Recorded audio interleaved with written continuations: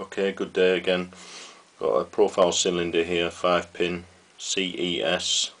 I don't have the keys for this, so at some stage I will have to impression a key. But what I'm going to do today is just pick this.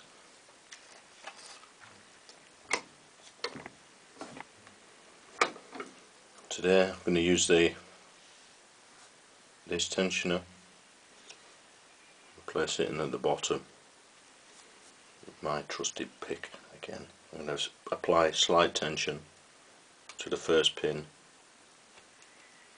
and work through towards the fifth, applying light tension.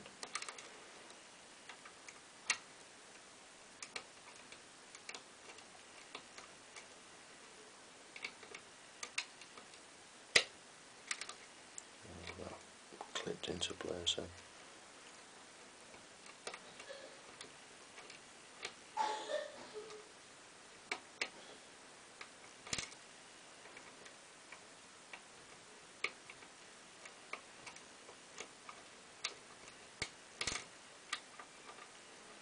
Reset it.